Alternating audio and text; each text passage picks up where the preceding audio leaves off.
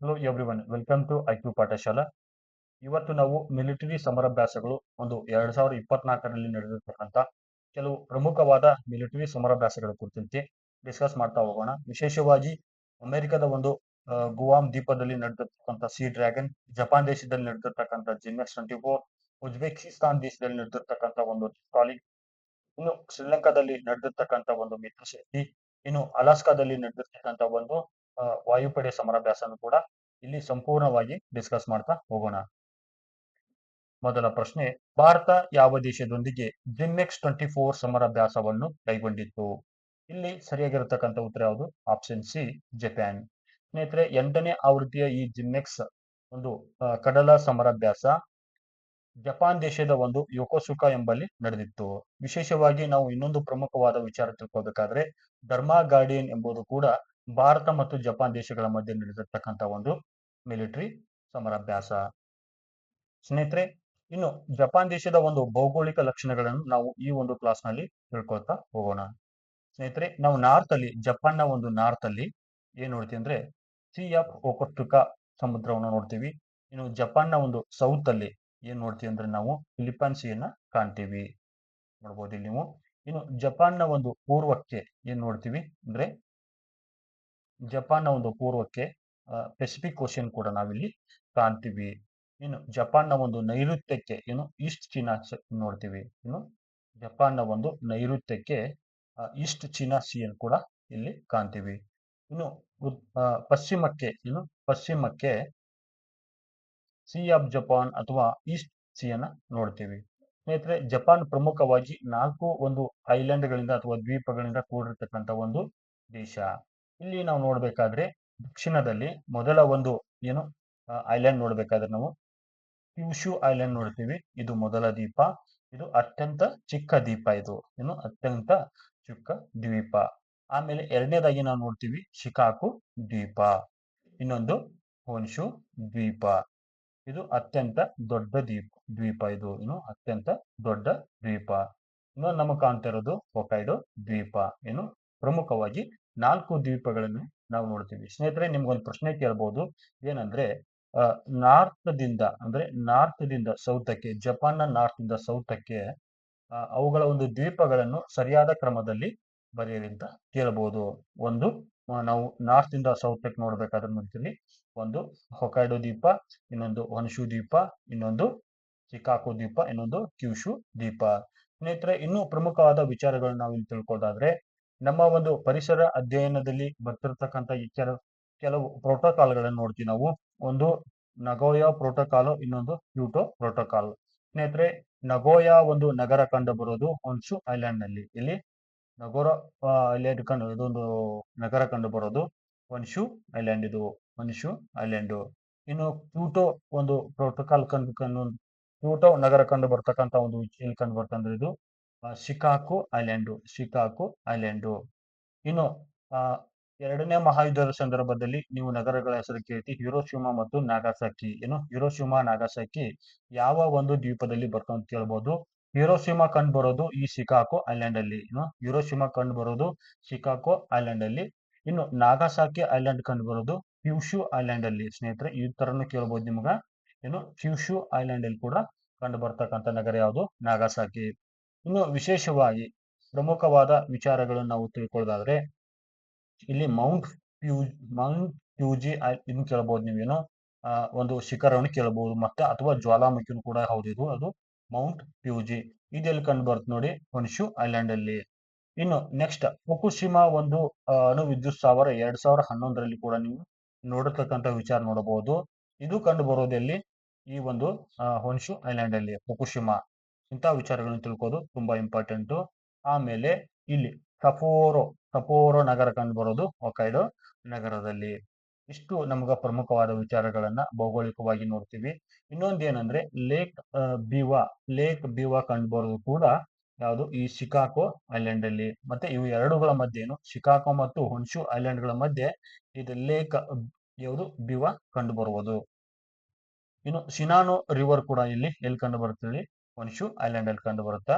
ಆಮೇಲೆ ಇನ್ನೂ ಪ್ರಮುಖ ವಿಚಾರವೇನು ನೋಡೋದಾದ್ರೆ ನಾವು ಇಲ್ಲಿ ನೋಡಿ, ownership of these islands dispute Russia ಮತ್ತು ಜಪಾನ್ ಅಂತ ಹೇಳ್ತಾರೆ. ಇದು ಯಾವ್ದಂದ್ರೆ ಕುರಿಲ್ ಐಲ್ಯಾಂಡ್ಸ್ ಅಂತ ಕಂಡು ಬರುತ್ತೆ ಸ್ನೇಹಿತರೆ. ಇದು ಕುರಿಲ್ ಐಲ್ಯಾಂಡ್ಸ್ ಇವುಗಳನ್ನ ಕೇಳೋ ಚಾನ್ಸಸ್ ಇದೆ. ಅದು ಜಪಾನ್ ಮತ್ತು ರಷ್ಯಾಗಳ ಮಧ್ಯೆ ವಿವಾದ ಇರತಕ್ಕಂತ ದ್ವೀಪ ಯಾವ್ದಂದ್ರೆ ಕುರಿಲ್ ಐಲ್ಯಾಂಡ್ಸ್. ಇಷ್ಟು ಇಂಪಾರ್ಟೆಂಟ್.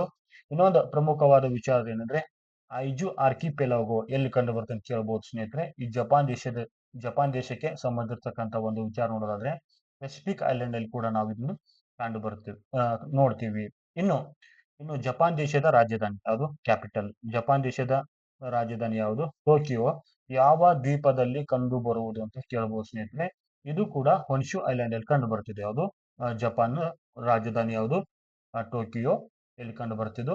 ಹೊನ್ಶು ಐಲ್ಯಾಂಡ್ ಕಂಡು ಬರುತ್ತೆ. ಯಾಕಂದ್ರೆ ಇತ್ತೀಚೆಗೆ ನೀವು ನೋಡ್ತೀರಿ ಈಗ ಒಂದು ಕೊನೆಯದಾಗಿರ್ತಕ್ಕಂಥ ಒಂದು ಈ ವರ್ಷದ ಬಿಟ್ಟು ಹಿಂದಿನ ಒಂದು ಏನು 2020 ಒಲಿಂಪಿಕ್ಸ್ ಕೂಡ ನಡೆದಿರೋದು ಇದೇ ಟೋಕಿಯೋದಲ್ಲಿ. ಹೀಗಾಗಿ ಹೇಳೋ ಚಾನ್ಸಸ್ ಜಾಸ್ತಿ ಇದೆ ಸ್ನೇಹಿತರೆ. ನೋಡಿ, ಇಷ್ಟು ಸಾಕು ನಮಗೆ ಜಪಾನ್ ಬಗ್ಗೆ.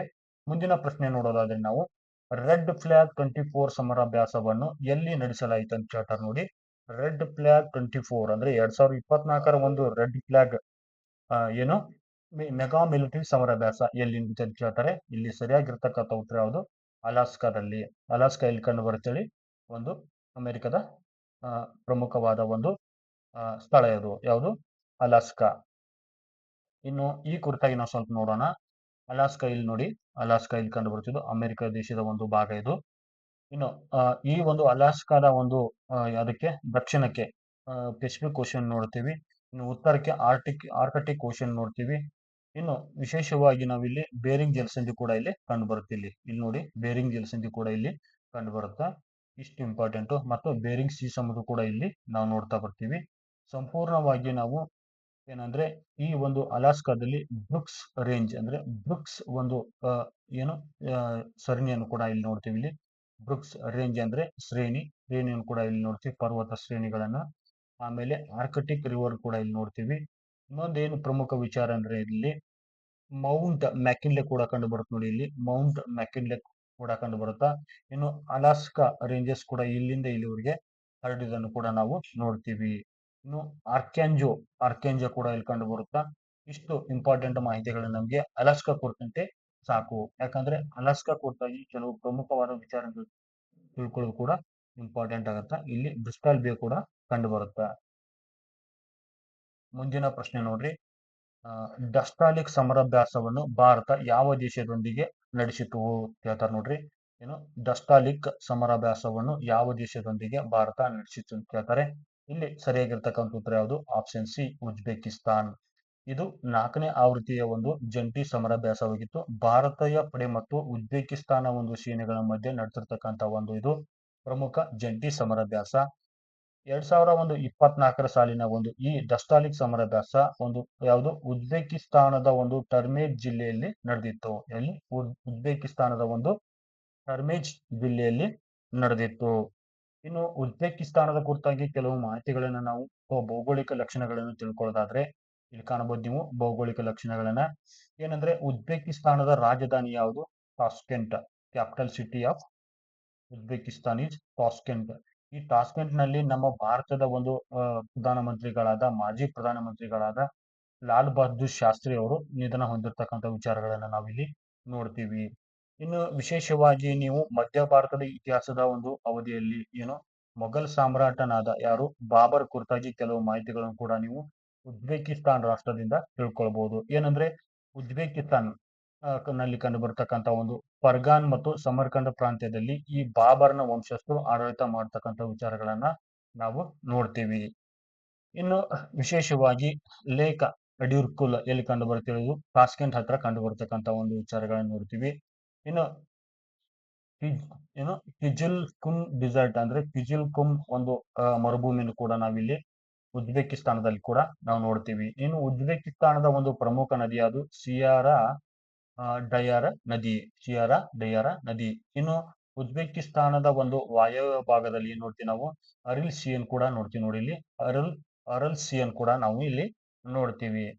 ಇನ್ನು ವಿಶೇಷವಾಗಿ ಈ ದೇಶದೊಂದಿಗೆ ಗಡಿ ಹಂಚಿಕೊಂಡಿರ್ತಕ್ಕಂಥ ರಾಷ್ಟ್ರಗಳನ್ನು ನೋಡೋದಾದ್ರೆ ನಾವು ಇಲ್ಲಿ ಒಂದು ಕಜಕಸ್ತಾನ್ ನೋಡ್ತೀವಿ, ಇನ್ನೊಂದು ಕಿರ್ಗಿಸ್ತಾನ್ ನೋಡ್ತೀವಿ, ತಜಿಕಿಸ್ತಾನ್ಗಳನ್ನು ಕೂಡ ನೋಡ್ತೀವಿ. ಇನ್ನು ವಿಶೇಷವಾಗಿ ಇಷ್ಟು ಏನು ಮತ್ತೆ ಆಮೇಲೆ ಈ ಕಡೆ ತುರ್ಕಮೆನಿಸ್ತಾನ್ ಕೂಡ ನಾವು ನೋಡ್ತೀವಿ. ಇಲ್ಲಿ ನೋಡಿ ತುರ್ಕಮೆನಿಸ್ತಾನದ ರಾಜಧಾನಿ ಯಾವುದು? ಅಶಾಕ್ಬಾಡ್. ಸರಿನಾ? ಇನ್ನು ಉಷ್ಟ್ರಿಯುಟ್ ಪ್ಲಾಟ್ಯೂ ಅಂದ್ರೆ ಪ್ರಸ್ಥಭೂಮಿಯನ್ನು ಕೂಡ ನಾವಿಲ್ಲಿ ಕಾಣ್ತೀವಿ. ಇಷ್ಟು ಪ್ರಮುಖವಾದ ವಿಚಾರಗಳನ್ನ ನಾವು ಯಾವುದು ಉಜ್ಬೇಕಿಸ್ತಾನ್ ರಾಷ್ಟ್ರದ ಒಂದು ಪ್ರಮುಖವಾದ ವಿಚಾರಗಳನ್ನ ನೋಡ್ತಾ ಬಂದಿದ್ದೀವಿ ಸ್ನೇಹಿತರೆ. ಇನ್ನು ಮತ್ತೊಂದು ಪ್ರಶ್ನೆ ನಾವು ನೋಡೋದಾದ್ರೆ, ಮಿತ್ರಶಕ್ತಿ 2023ರ ಒಂದು ಜಂಟಿ ಮಿಲಿಟರಿ ಸಮರಾಭ್ಯಾಸವನ್ನು ಭಾರತ ಯಾವ ದೇಶದೊಂದಿಗೆ ಕೈಗೊಂಡಿತು ಅಂತ ಹೇಳ್ತಾರೆ ನೋಡಿ. ಇಲ್ಲಿ ಸರಿಯಾಗಿರ್ತಕ್ಕಂಥ ಉತ್ತರ ಯಾವುದು? ಶ್ರೀಲಂಕಾ. ಶ್ರೀಲಂಕಾದೊಂದಿಗೆ ಏನಂತಂದ್ರೆ ಮಿತ್ರಶಕ್ತಿ ಅಂದ್ರೆ ಜಂಟಿ ಮಿಲಿಟರಿ ಸಮರಾಭ್ಯಾಸವನ್ನು ಭಾರತ ಆಯೋಜಿಸಿತ್ತು. ಇದು ನಡೆದಿರ್ತಕ್ಕಂಥ ಸ್ಥಳ ಯಾವುದು? ಪುಣೆಯ ಬಳಿಯ ಒಂದು ಔಂದ್ ಎಂಬ ಪ್ರದೇಶದಲ್ಲಿ ಈ ಒಂದು ಮಿಲಿಟರಿ ಸಮರಾಭ್ಯಾಸ ನಡೆದಿತ್ತು. ಇದು 9ನೇ ಆವೃತ್ತಿಯ ಒಂದು ಮಿಲಿಟರಿ ಸಮರಾಭ್ಯಾಸ ಆಗಿತ್ತು. ಇನ್ನು ಶ್ರೀಲಂಕಾದ ಕೆಲವು ಭೌಗೋಳಿಕ ವಿಚಾರಗಳನ್ನು ನಾವು ನೋಡೋದಾದ್ರೆ, ಜಪಾನ್ನ ಒಂದು ಉತ್ತರಕ್ಕೆ ಜಾಫ್ನಾ ನಗರವನ್ನು ನೋಡ್ತೀವಿ. ಜಪಾನ್ನ ಒಂದು ಅಂತ್ಯಕ್ಕೆ ಜಪಾನ್ ಅಲ್ಲ, ಶ್ರೀಲಂಕಾದ ಒಂದು ಆ, ದಕ್ಷಿಣ ಉತ್ತರಕ್ಕೇನು ಉತ್ತರಕ್ಕೆ ಜಾಫ್ನಾ ನಗರವನ್ನು ನೋಡ್ತೀವಿ. ಈ ಜಾಫ್ನಾ ನಗರಕ್ಕೆ ಹತ್ತಿರ ಇರ್ತಕ್ಕಂಥ ಒಂದು ಇದ್ಯಾವುದಂದ್ರೆ ಪ್ರಮುಖ ಪಾಕ್ ಸ್ಟ್ರೀಟ್ ಅಂದ್ರೆ ಪಾಕ್ ಜಲಸಂಧಿ ಒಂದು ಜಾಫ್ನಾ ನಗರಕ್ಕೆ ಹತ್ತಿರದಲ್ಲಿರ್ತಕ್ಕಂಥ ಒಂದು ಪ್ರಮುಖ ನೀರಿನ ಭಾಗ. ಇನ್ನು ವಿಶೇಷವಾಗಿ ನಾವು ಈ ಒಂದು ಶ್ರೀಲಂಕಾದ ಈ ಒಂದು ಭಾಗದಲ್ಲಿ ಆಡಮ್ ಬ್ರಿಡ್ಜ್ ಅನ್ನ ನಾವು ಕಾಣ್ತೀವಿ ಇಲ್ಲಿ. ಇದು ಭಾರತ ಮತ್ತು ಶ್ರೀಲಂಕಾಕ್ಕೆ ಕನೆಕ್ಟ್ ಮಾಡ್ತಿರ್ತಕ್ಕಂಥ ಒಂದು ಆಡಮ್ ಬ್ರಿಡ್ಜ್. ಇದನ್ನ ರಾಮ ಸೇತು ಅಂತ ಕೂಡ ಕರಿತೀವಿ. ಭಾರತದ ಒಂದು ರಾಮೇಶ್ವರಂ ಒಂದು ಸ್ಥಳಕ್ಕೆ ಹತ್ತಿರದಲ್ಲಿರ್ತಕ್ಕಂಥ ಇದು ಯಾವುದು? Adam bridge. ನೆಕ್ಸ್ಟ್ ನಾವು ನೋಡ್ಬೇಕಾದ್ರೆ ಇಲ್ಲಿ ಪ್ರಮುಖವಾದ ನದಿಗಳನ್ನು ನೋಡೋದಾದ್ರೆ ನಾವು ಕಾಲಾ ರಿವರ್ದು, ಯಾನ್ ರಿವರು, ನೆಕ್ಸ್ಟ್ ಕಾಲು ರಿವರು, ನೆಕ್ಸ್ಟ್ ಇನ್ನೊಂದು ಯಾವುದು? ಕಿರಿಂಡಿ ರಿವರು. ಇಷ್ಟು ಪ್ರಮುಖವಾದ 4 ನದಿಗಳನ್ನು ನಾವು ಶ್ರೀಲಂಕಾದಲ್ಲಿ ನೋಡ್ತೀವಿ. ಇನ್ನು ಶ್ರೀಲಂಕಾದ ರಾಜಧಾನಿ ಯಾವುದು? ಕೊಲಂಬೋ. ಕೊಲಂಬೋ ಯಾವ ಒಂದು ನದಿ ದಂಡೆಯ ಮೇಲೆ ಕಂಡು ಬರುವಂತ ಕೇಳಬಹುದು ಸ್ನೇಹಿತರೆ. ಯಾವುದು? ಕಾಲು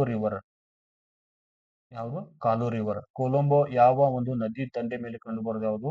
ಕಾಲು ರಿವರ್. ವಿಶೇಷವಾಗಿ ಇನ್ನು ಇಲ್ಲಿ ಗಾಲೆ ಒಂದು ಕೂಡ ಪ್ರಸಿದ್ಧವಾದ ನಗರ. ಇನ್ನು ಒಂದು ಶ್ರೀಲಂಕಾದ ಒಂದು ಪ್ರಮುಖವಾದ ಬಂದರು ಯಾವುದು? ಹಂಬಂತೋಟ ಬಂದರು. ಇಲ್ಲಿ ನೋಡಬಹುದು ನೀವು ಒಂದು ಶ್ರೀಲಂಕಾದ ಒಂದು ದಕ್ಷಿಣ ಭಾಗದಲ್ಲಿ ಕಂಡು ಬರ್ತಕ್ಕಂಥ ಅಂದ್ರೆ ಹಿಂದೂ ಮಹಾಸಾಗರದಲ್ಲಿ ಕಂಡು ಬರ್ತಕ್ಕಂಥ ಒಂದು ಪ್ರಮುಖ ಬಂದರು ಯಾವುದು? ಹಂಬಂತೋಟ ಬಂದರು. ಈ ಹಂಬಂತೋಟ ಬಂದರನ್ನ ಚೀನಾ ದೇಶಕ್ಕೆ ಒಂದು 99 ವರ್ಷಗಳ ಕಾಲ ಶ್ರೀಲಂಕಾ ತನ್ನ ಒಂದು ಸಾಲದ ಬಾಧೆಯಿಂದ ತಪ್ಪಿಸಿಕೊಳ್ಳಲು ಹಂಬಂತೋಟನ 99 ವರ್ಷಗಳವರೆಗೆ ಲೀಸ್ ಆಗಿ ಮಾರಾಟ ಮಾಡಿದೆ. ಇಷ್ಟು ಪ್ರಮುಖವಾದ ವಿಚಾರಗಳನ್ನ ನಾವು ಶ್ರೀಲಂಕಾ ಬಗ್ಗೆ ತಿಳ್ಕೊಂಡಿವಿ. ಇನ್ನು ಶ್ರೀಲಂಕಾದ ಒಂದು ಈ ಕಡೆ ಯಾವ್ದಂದ್ರೆ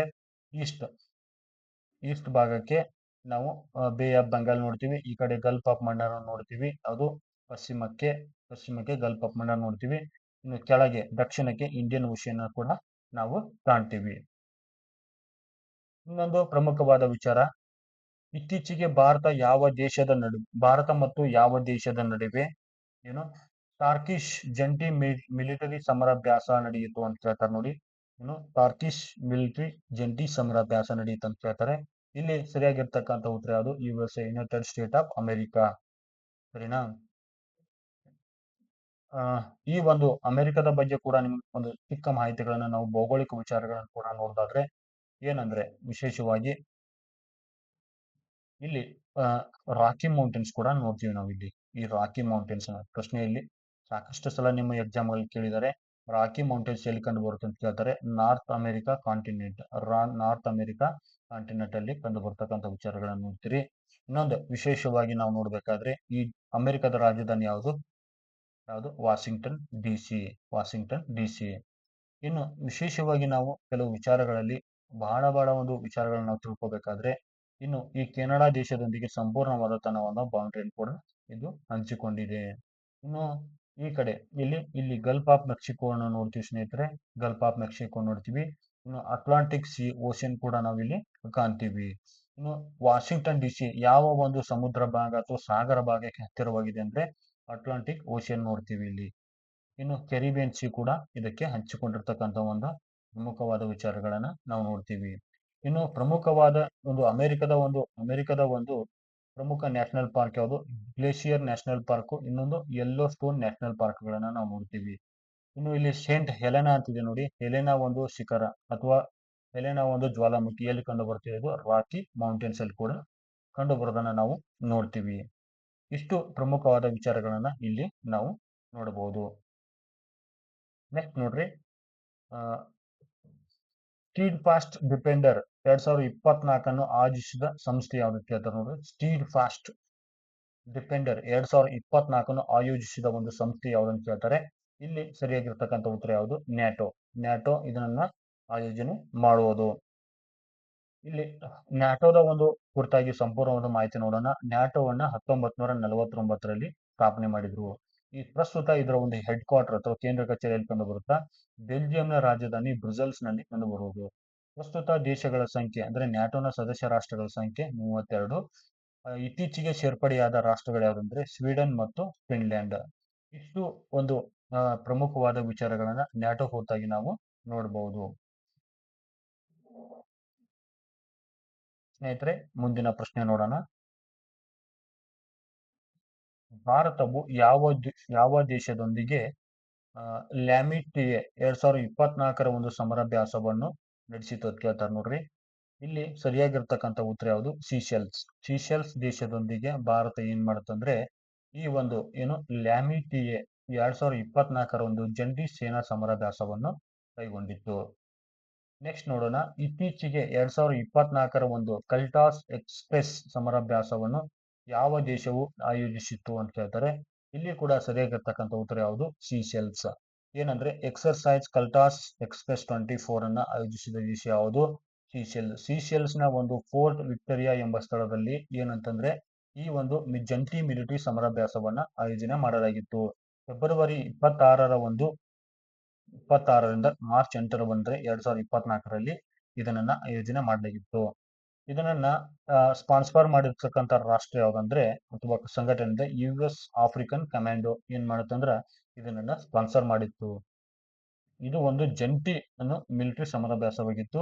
ಅಮೆರಿಕ, ಯುರೋಪ್, ಆಫ್ರಿಕನ್ ಕೊಲಾಬರೇಷನ್ ಒಂದು ಏನಂದ್ರೆ ಒಂದು ಕೊಲಾಬರೇಷನ್ ಅಲ್ಲಿ ಇದು ನಡೆದಿತ್ತು. ಇನ್ನು ಭಾರತದ ಒಂದು ಪ್ರಮುಖವಾದ ಒಂದು ಏನಂದ್ರೆ ಹಡಗು ಅಂದ್ರೆ ಐಎನ್ಎಸ್ ತೀರ್ ಇದರಲ್ಲಿ ಭಾಗವಹಿಸಿತ್ತು. ಇನ್ನು ಈ ಒಂದು ಸೀಶೆಲ್ಸ್ ನ ಕೆಲವು ಪ್ರಮುಖವಾದ ವಿಚಾರಗಳನ್ನು ನೋಡೋದಾದ್ರೆ ಇಲ್ಲಿ ಕಂಡು ಬರತಕ್ಕಂಥ ದ್ವೀಪ ಇದು ಯಾವುದು? ಇಂಡಿಯನ್ ಓಷನ್ ನಲ್ಲಿ ಅಂದ್ರೆ ಹಿಂದೂ ಮಹಾಸಾಗರದಲ್ಲಿ ಕಂಡು ಬರ್ತಕ್ಕಂಥ ಒಂದು ದ್ವೀಪ. ಇದು ಇಕ್ವೆಟರ್ ಅಂದ್ರೆ ಸಮಭಾಜಕ ರೇಖೆಗೆ ಹತ್ತಿರವಾಗಿರ್ತಕ್ಕಂಥ ಒಂದು ರಾಷ್ಟ್ರ. ಇಲ್ಲಿ ನೀವು ನೋಡಬಹುದು ಮಡ್ಗಾಸ್ಕರ್ಗೆ ಹತ್ತಿರವಾಗಿರ್ತಕ್ಕಂಥ ಒಂದು ಕೂಡ ರಾಷ್ಟ್ರ ಹೌದು. ಯಾಕಂದ್ರೆ ಮೋಸ್ಟ್ ಇಂಪಾರ್ಟೆಂಟ್ ಏನಂದ್ರೆ ಇದು ಒಂದು ಮಿಲಿಟರಿ ಸ್ಟ್ರಾಟಜಿಕ್ ಏರಿಯಾ ಅಂತ ಕೂಡ ಕರಿಬಹುದು ಯಾವ್ದನ್ನ? ಸೀಶೆಲ್ಸ್ ನನ್ನ. ಇನ್ನು ಮುಂದಿನ ಒಂದು ವಿಚಾರಗಳನ್ನ ತಿಳ್ಕೊಳ್ಳೋಣ. ಏನಂದ್ರೆ ಪ್ರಮುಖವಾದ ವಿಚಾರಗಳನ್ನ ಇಲ್ಲಿ ಕೂಡ ನಾವು ನೋಡ್ತಾ ಹೋಗೋಣ. ಭಾರತ 2024ರಲ್ಲಿ ಯಾವ ದೇಶದೊಂದಿಗೆ ಸಿ ಡಿಫೆಂಡರ್ಸ್ ನೌಕಾ ಸಮರಾಭ್ಯಾಸವನ್ನು ನಡೆಸಿತು ಅಂತ ಕೇಳ್ತಾರೆ. ಭಾರತ 2024ರಲ್ಲಿ ಸಿ ಡಿಫೆಂಡರ್ಸ್ ನೌಕಾ ಸಮರಾಭ್ಯಾಸವನ್ನು ನಡೆಸಿತು ಅಂತ ಕೇಳ್ತಾರೆ. ಸ್ನೇಹಿತರೆ, ಇಲ್ಲಿ ಸರಿಯಾಗಿರ್ತಕ್ಕಂಥ ಉತ್ತರ ಯಾವುದು? ಸಿ ಡಿಫೆಂಡರ್ಸ್ ಅಂದ್ರೆ USA ಜೊತೆ ನಡೆಸಿತು ಅಂದ್ರೆ ಅಮೆರಿಕ ದೇಶದೊಂದಿಗೆ ಈ ಒಂದು ನೌಕಾ ಸಮರಾಭ್ಯಾಸವನ್ನು ಭಾರತ ನಡೆಸಿತ್ತು. ಇದು ಎಲ್ಲಿ ನಡೀತು ಅಂದ್ರೆ ಇದು 2024 ಒಂದು ಸಿ ಡಿಫೆಂಡರ್ಸ್ ಫೆಡರಲ್ಸ್ ಭದ್ರತಾ ಸಮರಾಭ್ಯಾಸ ಎಲ್ಲಿ ನಡೀತಂದ್ರೆ ಭಾರತದ ಒಂದು ಪ್ರಮುಖ ದ್ವೀಪವಾದ ಅಂಡಮಾನ್ ನಿಕೋಬಾರ್ ನಲ್ಲಿ ಅಂದ್ರೆ ಪೋರ್ಟ್ ಬ್ಲೇರ್ ನಲ್ಲಿ ನಡೆಯಿತು. ಅಂಡಮಾನ್ ನಿಕೋಬಾರ್ ಐಲ್ಯಾಂಡ್ ಗಳ ಒಂದು ಪೋರ್ಟ್ ಬ್ಲೇರ್ ಎಂಬ ಸ್ಥಳದಲ್ಲಿ ಅಥವಾ ರಾಜಧಾನಿಯಲ್ಲಿ ನಡೆಯಿತು. ಇನ್ನು ಪ್ರಮುಖವಾದ ವಿಚಾರಗಳನ್ನು ನಾವು ನೋಡೋದಾದ್ರೆ ಭಾರತ ಮತ್ತು ಅಮೆರಿಕ ಮಧ್ಯೆ ನಡೆದಿರ್ತಕ್ಕಂಥ ಒಂದು ಪ್ರಮುಖವಾದ ಮಿಲಿಟರಿ ಸಮರಾಭ್ಯಾಸಗಳನ್ನು ಕೂಡ ನೋಡೋಣ ಸ್ನೇಹಿತರೆ. ಇನ್ನು ಜಂಟಿ ಸಮರಾಭ್ಯಾಸಗಳಲ್ಲಿ ನೋಡ್ತೀವಿ ನಾವು ಕೋಪ್ ಇಂಡಿಯಾ ನೋಡ್ತೀವಿ. ಕೋಪ್ ಇಂಡಿಯಾ ನೋಡ್ತೀವಿ. ಇದರಲ್ಲಿ ಇನ್ನು ಟೈಗರ್ ಕ್ಲಾವ್ ನೋಡ್ತೀವಿ. ಟೈಗರ್ ಕ್ಲಾವ್ ನೋಡ್ತೀವಿ. ಇನ್ನು ಯುದ್ಧ ಅಭ್ಯಾಸ ಭಾರತ ಮತ್ತು ಅಮೆರಿಕ ಮಧ್ಯೆ ನಡೆದಿರ್ತಕ್ಕಂಥದ್ದು. ಆಮೇಲೆ ವಜ್ರ ಪ್ರಹಾರ. ಇನ್ನು ತಾರ್ಕಾಶ್ ಈಗ ಐತಲ್ಲ ಈ ಪ್ರಶ್ನೆ ಕೂಡ ಮಾಡಿದಲ್ಲಿ. ಇನ್ನು ಸಂಗಮ್ ಪ್ರಮುಖವಾದ ವಿಚಾರಗಳನ್ನು ನೋಡೋಣ. ಇನ್ನು ಸಲ್ವಾಕ್ಸ್ ನಡಿತೀವಿ. ಇನ್ನು VP-26 INA ಎಸ್ ನೋಡ್ತೀವಿ. ಇನ್ನು ಕೋಆಪರೇಟಿವ್ ಡಿಪ್ಲೊಮೆಟ್ಸ್ ಬರ್ತಾವ. ಯು ಎಸ್ ಆರ್ಕಿಲ್ ಎನ್ಆರ್ಕಿ ಮತ್ತು ಇದು ನಡೀತೆ. ಇನ್ನು ಕೆಲವು ಇವೆಲ್ಲ ಬೇಡ. ಇನ್ನು ಇನ್ನು ಮಿನಿ ಲ್ಯಾಟ್ರಲ್ ಬರುತ್ತೆ. ಇನ್ನೊಂದು ಮಲಬಾರ್ ಬರುತ್ತೆ ಇಲ್ಲಿ. ಮಲಬಾರ್ ಅಂದ್ರೆ ಆಸ್ಟ್ರೇಲಿಯಾ, ಜಪಾನು ಮತ್ತೆ ಅಮೆರಿಕ ಮಧ್ಯ ಕೂಡ ನಡೀತಿದ್ದು. ಇನ್ನು ಸಿ ಡ್ರ್ಯಾಗನ್ ನೋಡ್ತೀವಿ ಇಲ್ಲಿ. C dragon. ಇನ್ನು ಲಾ ಫೆರೋಜ್ ನೋಡ್ತೀವಿ. ಇನ್ನು ಸಿ ಡ್ರ್ಯಾಗನ್, ಇನ್ನು ಸಿ ಡ್ರ್ಯಾಗನ್ ಮತ್ತು ಲಾ ಫೆರೋಜ್ ನೋಡ್ತೀವಿ. ಇನ್ನು bright star bright bright star ಕೂಡ ಇಲ್ಲಿ ನಡೆಯುತ್ತೆ. ಇಷ್ಟು ಇಂಪಾರ್ಟೆಂಟ್ ಆಗಿರ್ತಕ್ಕಂಥ ಒಂದು ಏನು ಭಾರತ ಮತ್ತು ಅಮೆರಿಕ ಮಧ್ಯ ನಡೆದಿರ್ತಕ್ಕಂಥ ಒಂದು ಮಿಲಿಟರಿ ಸಮರಾಭ್ಯಾಸಗಳನ್ನ ನೋಡ್ತೀವಿ. ಮುಂದಿನ ಒಂದು ಪ್ರಶ್ನೆ ನೋಡ್ರಿ. ಭಾರತ ಯಾವ ದೇಶದೊಂದಿಗೆ ಧರ್ಮ ಗಾರ್ಡಿಯನ್ 2024ರ ಒಂದು ಮಿಲಿಟರಿ ಸಮರಾಭ್ಯಾಸವನ್ನು ಕೈಗೊಂಡಿತು ಅಂತ ಕೇಳ್ತಾರೆ. ಇಲ್ಲಿ ಸರಿಯಾಗಿರ್ತಕ್ಕಂಥ ಉತ್ತರ ಯಾವುದು? ಧರ್ಮ ಗಾರ್ಡಿಯನ್ ಬಗ್ಗೆ ನಡೆದಿರ್ತಕ್ಕಂಥ ಯಾವುದು? ಜಪಾನ್ ದೇಶ. ಇದು 5ನೇ ಆವೃತ್ತಿಯ ಒಂದು ಈ ಒಂದು ಧರ್ಮ ಗಾರ್ಡಿಯನ್ ಸಮರಾಭ್ಯಾಸ ಎಲ್ಲಿ ನಡೀತಂದ್ರೆ ಅಂದ್ರೆ ರಾಜಸ್ಥಾನದ ಒಂದು ಮಹಾಜನ ಫೀಲ್ಡ್ ಫೈರಿಂಗ್ ರೇಂಜಸ್ ನಲ್ಲಿ ಇದು ನಡೆದಿತ್ತು.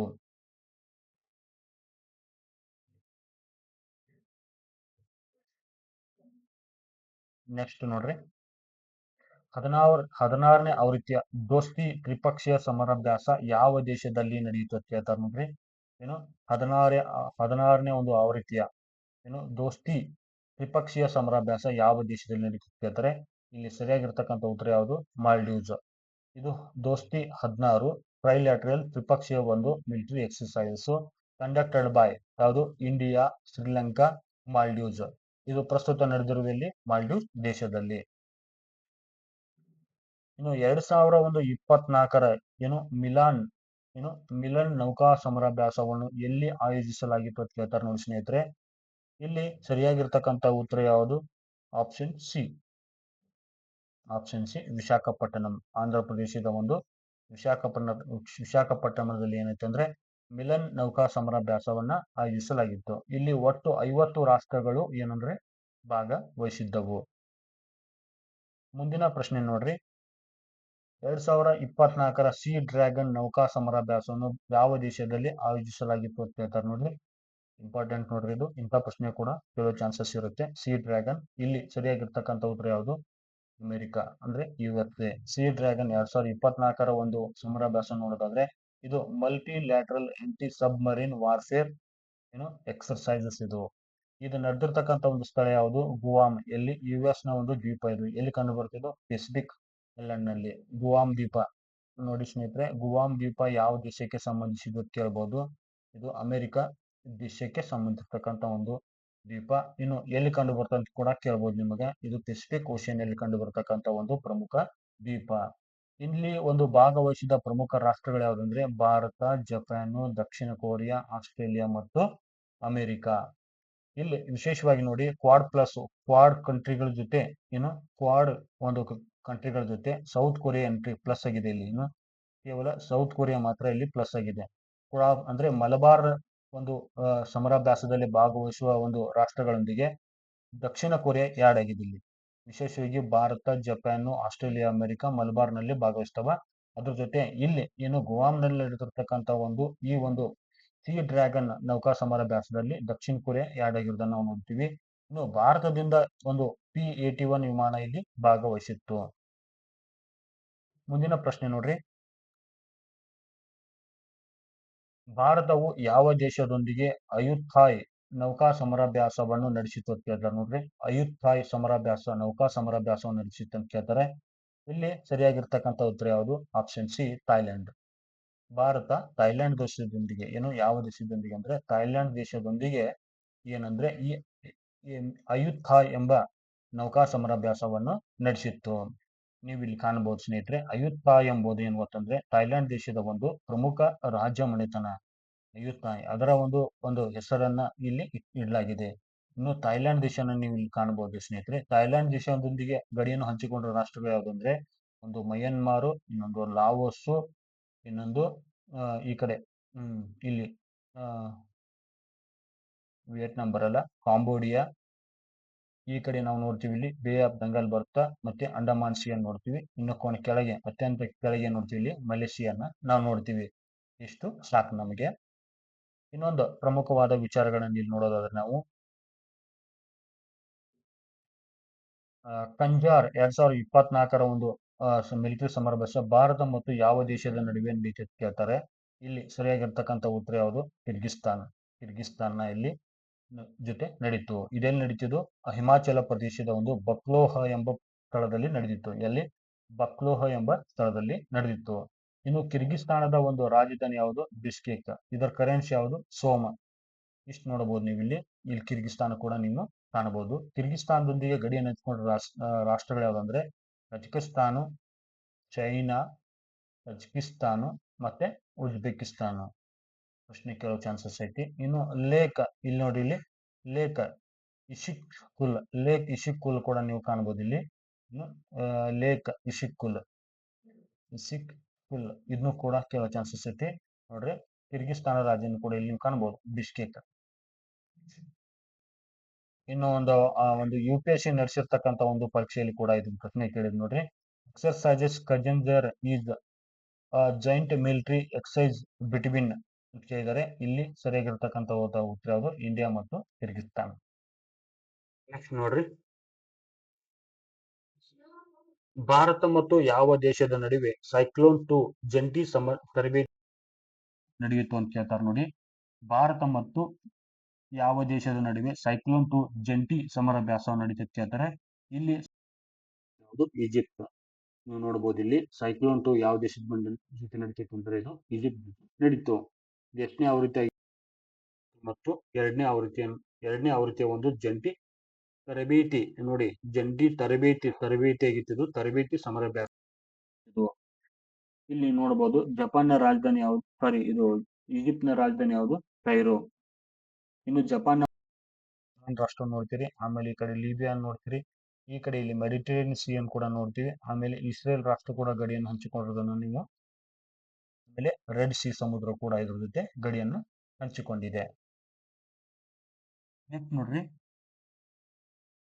ಇತ್ತೀಚೆಗೆ ಭಾರತವು ಯಾವ ದೇಶದೊಂದಿಗೆ ಸಹಯೋಗ್ ಕೈಜಿನ್ ನೌಕಾ ಸಮರಾಭ್ಯಾಸವನ್ನು ನಡೆಸಿತು ಕೇಳ್ತಾರೆ ಅಂದ್ರೆ ಸಹಯೋಗ ಕೈಜಿನ್ ನೌಕಾ ಸಮರಾಭ್ಯಾಸವನ್ನು ನಡೆಸಿತು ಕೇಳ್ತಾರೆ. ಇಲ್ಲಿ ಸರಿಯಾಗಿರ್ತಕ್ಕಂಥ ಉತ್ತರ ಯಾವುದು? ಜಪಾನ್ ದೇಶದೊಂದಿಗೆ ಚೆನ್ನೈ ಕೋಸ್ಟ್ ನಲ್ಲಿ ನಡೆದಿರ್ತಕ್ಕಂಥ, ಚೆನ್ನೈನ ಒಂದು ಕರಾವಳಿಯಲ್ಲಿ ಇದು ನಡೆದಿತ್ತು.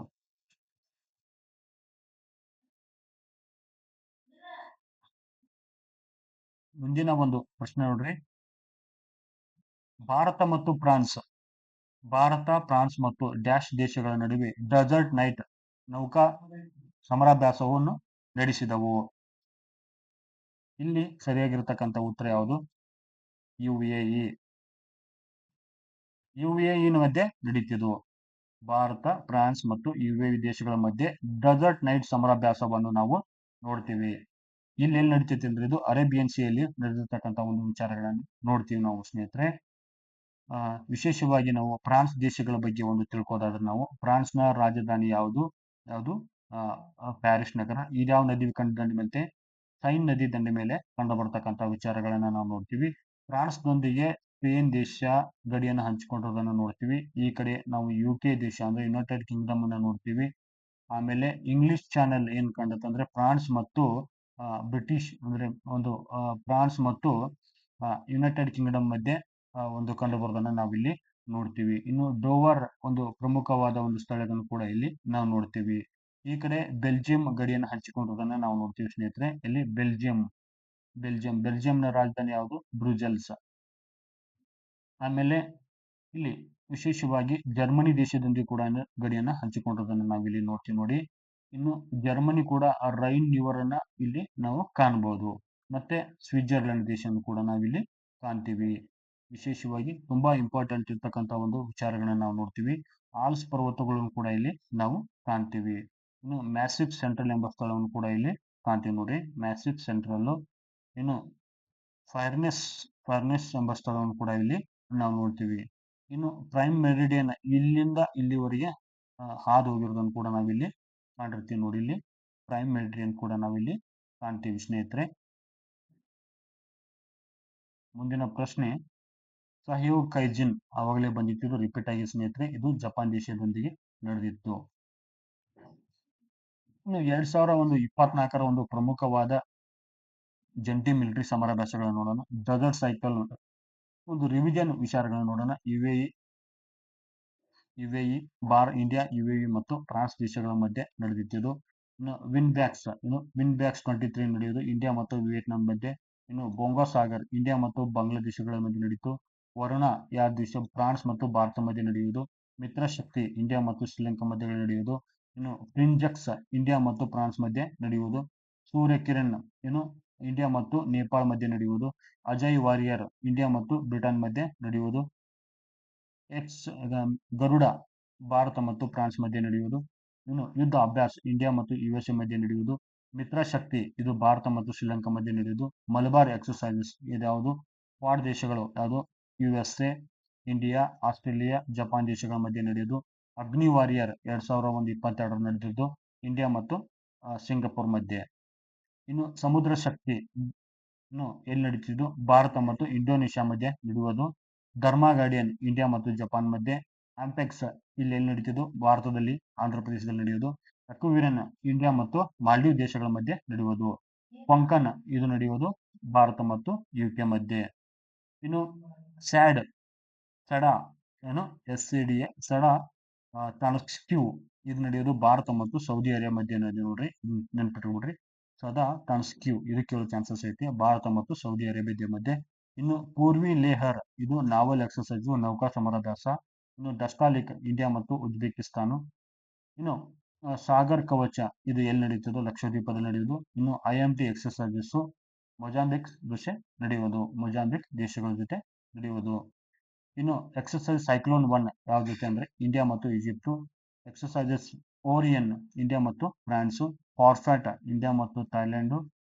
ಇನ್ನು ಅಜಯ್ ವಾರಿಯರ್ ಇಂಡಿಯಾ ಮತ್ತು ಬ್ರಿಟನ್. ಸಮುದ್ರ ಶಕ್ತಿ ಇಂಡಿಯಾ ಮತ್ತು ಇಂಡೋನೇಷ್ಯಾ.